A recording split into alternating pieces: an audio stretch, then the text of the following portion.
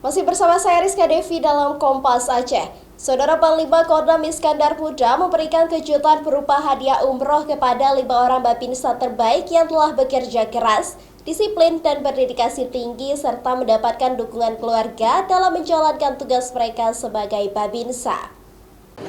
Kelima babinsa terbaik yang mendapatkan hadiah umroh masing-masing Sertu Darlianto dari Kodim 0104 Aceh Timur, Koptu Ismail dari Kodim 0117 Aceh Tamiang, Koptu Sugianto dari Kodim 0114 Aceh Jaya, Koptu Hendra dari Kodim 0110 Abdia, dan Serda Hazami dari Kodim 0101 KBA.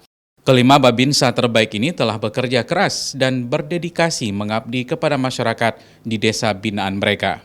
Babinsa yang diberangkatkan umroh ini telah dinilai oleh tim internal Kodam Iskandar Muda melalui seleksi ketat dan penilaian selama kurun waktu 1 tahun, seperti program yang dijalankan, penerimaan masyarakat dan nilai manfaatnya, serta penilaian publikasi program yang dijalankan tersebut.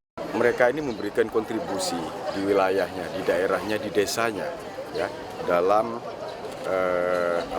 memberikan motivasi kepada masyarakat, ya, bukan hanya secara teori saja, namun mereka juga melaksanakan ya, kegiatan-kegiatan yang dapat menumbuhkan perekonomian, ya, perekonomian di wilayahnya. Mereka berinovasi kreatif, termasuk ada salah satu yang melaksanakan program andalan Kodam Iskandar Muda itu ayam jagung.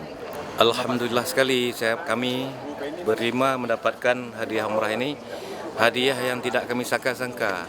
Kami ucapkan terima kasih banyak kepada Bapak Panglima yang telah memberikan kami hadiah yang sangat mulia menurut kami. Di antara kami berbeda-beda, kalau saya mengajarkan ilmu agama kepada masyarakat di kampung binaan kami.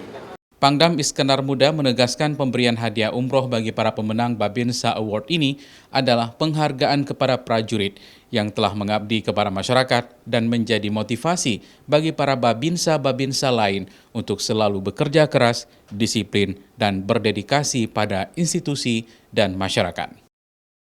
Mustajab, Kompas TV, Banda Aceh.